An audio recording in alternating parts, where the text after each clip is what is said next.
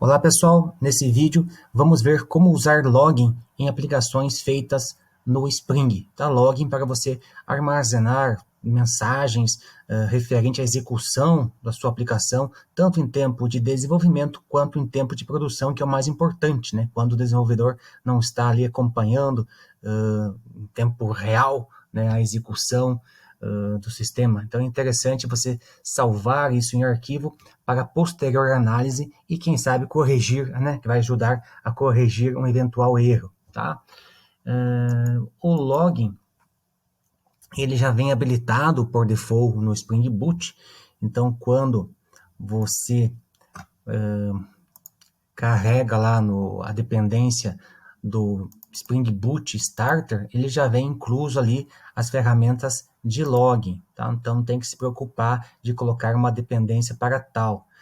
Um login ele apresenta vários níveis de severidade. Aqui na figura ao lado nós temos desde o off, né, até o trace ou até o all aqui, passando por fatal, error, warning, o info, debug, trace. E o nível default é o info. Tá? O info é o default caso você não configure nada lá no application.properties, onde há a possibilidade de você definir qual nível você quer para toda aplicação. Daí você escolhe o nível root, nesse caso aqui foi escolhido o info, que já é o padrão, né? Ou então você pode definir níveis diferentes para cada pacote da sua aplicação, inclusive para o pacote que você está desenvolvendo. No nosso caso, o br.edu.tfpr. O TFPR você pode ir lá e colocar, por exemplo, o debug. Tá? Aqui foi colocado o debug para o Spring Framework Web e o error para o pacote Hibernate. Então, subscreveu certamente aqui o nível root da aplicação. Então, tem essa possibilidade de definir vários níveis para diferentes pacotes. Mas o que são esses níveis de log? O primeiro aqui embaixo, né, que tem maior severidade é o fatal, né? São erros severos que causam fechamento da aplicação. Nesse caso, o administrador da aplicação ele tem que correr ali para resolver o problema, porque a aplicação está fora do ar. Já o error, tá? Ele também ele é perigoso, mas não leva ao fechamento da aplicação. Então, houve uma exception lá, foi contornado de uma certa forma, mas se acontecer futuramente, pode talvez ser um erro fatal. Tem que tomar cuidado, tem que ser corrigido. Já um warning, ele não é um erro, né? Mas é alguma coisa que não está certa. Por exemplo, está usando uma API desatualizada, né? Então, você consegue contornar isso, mas algum dia ela pode se tornar um erro. Então, é algo leve, né, que você conseguiu tratar com uma exception e a aplicação continuou ocorrendo, né? Então, vamos supor lá, não sei, mas se está esperando um ano com 4 dígitos e você inseriu com 2 dígitos, você conseguiu contornar a situação e não houve um erro por conta disso, mas é um warning porque algo está errado. Já o info não é para ser utilizado com grande abundância, né? Então, geralmente são eventos assim de início de uma aplicação, de fim de uma aplicação, algo trivial em uma aplicação, tá? Então é usado bem pouco, mas para delimitar ali alguns eventos principais. Já o debug é usado bastante em desenvolvimento, tá? Então ali que a gente coloca o nome das variáveis, o início de um método, o fim de um método, se entrou no if ou não entrou, algo desse tipo, e pode ser substituído também pela ferramenta de debug do IDE. Se você usar bastante a ferramenta debug do IDE, certamente não vai necessitar tanto dessa informação de login com o debug, né? Então, mas nunca escrevam o system.out.println, usem o log.debug para imprimir suas frases se você prefere fazer o debug da aplicação via texto, né? Via correndo ali o texto de log. E o trace, ele também é bem pouco utilizado, até não é sugerido a utilização dele, porque ele guarda mais informações ainda que o debug, tá? Então é muito detalhe, isso acaba carregando demais o console ou então o arquivo de log, mas pode ser desligado, então não tem tanto problema. Mas o mais utilizado é o debug, né, em tempo de desenvolvimento. Aqui tem uma forma de a gente perceber quando utilizar cada nível, tá? Isso aqui é bem importante, porque nem sempre você sabe qual log marcar lá no teu código Java. Então a primeira pergunta é: para quem estou escrevendo essa linha de log? Tá? Vai escrever uma frase, uma mensagem lá no meio do teu código. Para quem? Para desenvolvedores ou para o administrador? Se for para desenvolvedor, você tem duas opções: debug ou trace. Né? Se você necessita guardar o status das variáveis, né? As variáveis, né? O variável x está com o número, está valendo 10 aqui nessa posição, você usa debug. Caso contrário, né, você usa o trace. Então, algo além disso aí, algo mais bem detalhado, início de um if, fim de um if, tá? Você usa o trace. Já caso o log for feito para um administrador, esse log, eu vou fazer o log porque está num estado indesejado. Né? Se não está no estado desejado, é uma informação qualquer ali, então não tá, a aplicação não está correndo risco, né, de ser finalizada. Mas se estiver correndo algum risco, né, houve um exception, alguma coisa assim, cai nesse yes, daí o processo continua com o estado indesejado, se sim é um warning, então não é ainda bem um erro, né? Foi só um exception, você conseguiu contornar, beleza, é um warning. Caso esse processo em que você está não consiga ser contornado e leve ao fechamento da aplicação, daí um erro fatal, né? Caso contrário, é apenas um error, que ainda você conseguiu contornar, né, na aplicação toda, que a aplicação não foi fechada, mas se ela for finalizada, ele é um erro fatal.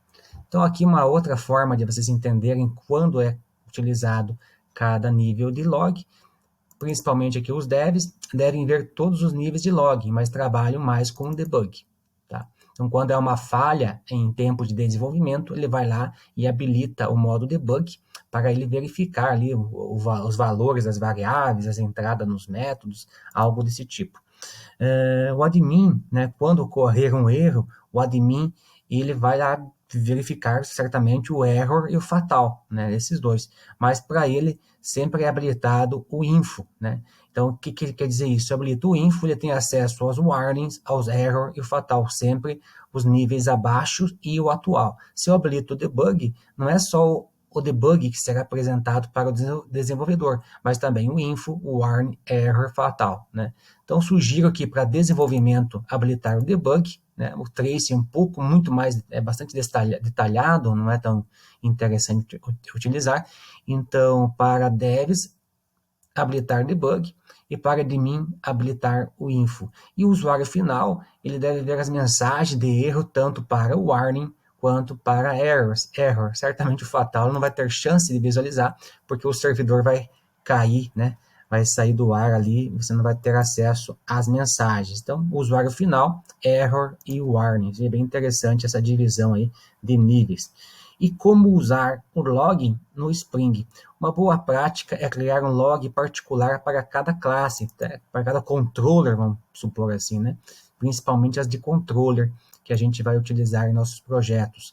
A criação de logs programaticamente é feita via biblioteca slf4j, né? O Simple Login Facade for Java, que é uma abstração para vários frameworks de logs, porque tem vários frameworks de logs feitos em Java, tá? E todos eles com interfaces diferentes. Então foi lançado aqui, foi proposto o SLF4J, que é uma abstração, então, independente de qual implementação você utiliza essa especificação. E já o Spring utiliza a implementação do Commons Login, que é do Apache, tá? Mas a gente vai utilizar esse facade, essa interface genérica, se um dia o Spring mudar a implementação para uma outra, né, biblioteca, não haverá prejuízos, beleza?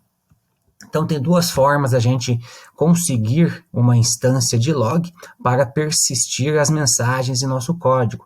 A primeira é via factory. Lá no início do código, você faz um logger factory.getLogger e passa aqui o nome da sua classe, conseguindo então uma instância de log, podendo usar essa instância de log, fazendo log.info, log.debug, log.fatal, e escrevendo as mensagens. Ou então, que é o sugerido, usar essa anotação, @slf4j ou commons log. Os dois têm o mesmo resultado, mas a sugestão é usar o slf4j, né? Que daí ele já injeta automaticamente uma instância de log, daí basta só utilizar o log sem fazer o uso da factory, né, que é um passo adicional. Ele cria aqui, nesse caso, um log para a sua classe, né, debaixo dos panos. Isso é interessante. Uma outra coisa interessante é o uso de templates para você escrever as mensagens de logs. Então, para você inserir algum valor de variável dentro da sua mensagem de log, você usa um par de chaves. Então, nesse caso aqui, persistindo o aluno foi reservado um espaço, com o e-mail foi reservado outro espaço, e esses dois espaços serão completados pelo nome e pelo e-mail. Tá? Esse último exemplo aqui foi só reservado um espaço que vai chamar o toString do DTO. Então, também tem essa possibilidade aí de usar os templates de login para você escrever mensagens mais completas. E outra coisa interessante é que, além de você persistir os logs no console do seu IDE, você pode salvar eles em arquivo. Daí você vai lá no application.properties e insere o login file name, colocando aqui um endereço absoluto, né, com essa barra, ou relativo à sua aplicação sem a barra, tá? Então, esse aqui, como eu uso o Windows e meu projeto está na partição D, ele vai aparecer na origem lá da partição D. Então, tem aqui o D, tem o var, né, e o spring.log. Tá? No Linux, certamente vai direto para a pasta var.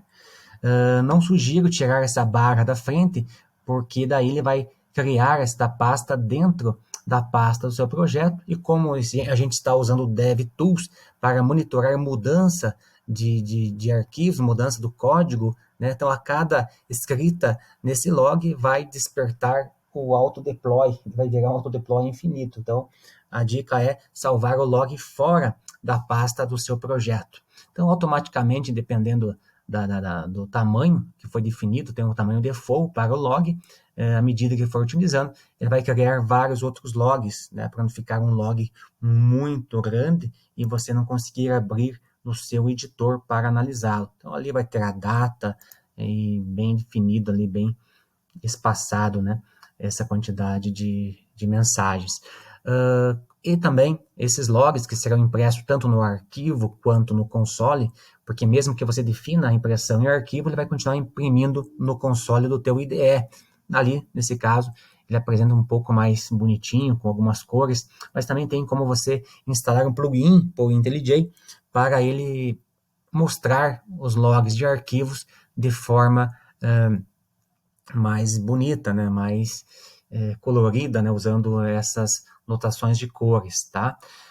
Aqui, um log, uma linha de log, ele é dividida em várias colunas. A primeira delas é a data e hora, tá? Mesmo assim, ele guarda em milissegundos também, né? A hora em milissegundos. Depois, em verde, vem o nível de log, error, warning, o ID do processo, em que ocorreu tal escrita no log, um separador, o nome da thread, tá? O nome do logger, né, que geralmente é o nome da classe, como a gente viu anteriormente, e depois a mensagem de log após os dois pontos. Vamos lá para o nosso projeto, analisar.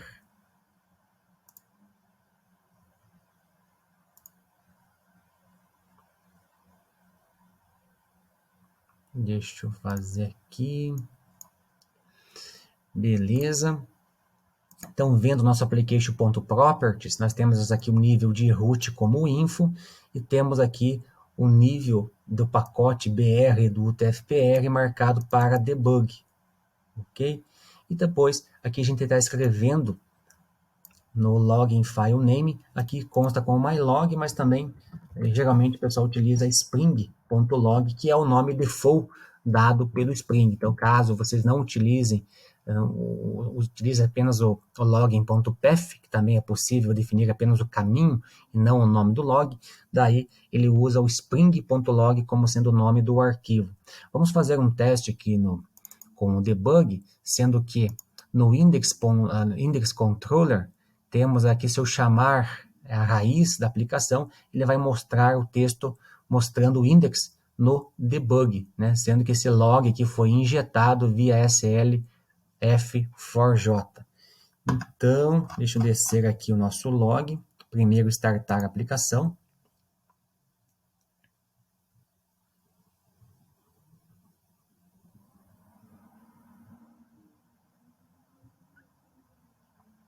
Vou invocar a rota raiz, mostrando o index. Então, isso aqui realmente apareceu.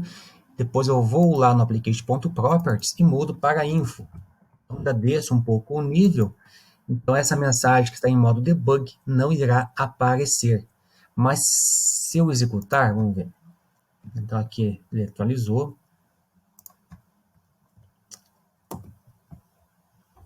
Ainda aparece a frase mostrando o index. Isso porque você precisa, nesse caso, finalizar a aplicação e reiniciá-la via IDE. Né? Então, o próprio auto deploy não funciona para login. Então, desliguei a aplicação, iniciei novamente. Agora aqui consta como info e a mensagem é debug. Vou dar um enter e não apareceu a mensagem mostrando o index, quer dizer que eu desliguei. Então, isso é interessante, tá? Quando vocês estão em desenvolvimento, vocês vão lá e ligam o modo debug, né? Pode ligar aqui em cima no nível root, que ele vai habilitar para todos os pacotes, ou se você quiser subscrever, né, o nível root, você vem aí, nesse caso aqui, para os nossos códigos, que está na UTF-PR, que a gente muda para debug, e quando for para a produção, ou a gente comenta essa linha, deixa só o root ligado para a info, já é o suficiente. Tá? Então é isso, pessoal. Vamos usar logs em nossas aplicações para a gente conseguir rastrear futuramente possíveis erros, né? Como acontece aqui já em nosso log no console, para a gente fazer isso via arquivo futuramente quando a aplicação estiver em modo de produção. Beleza, pessoal? Até a próxima.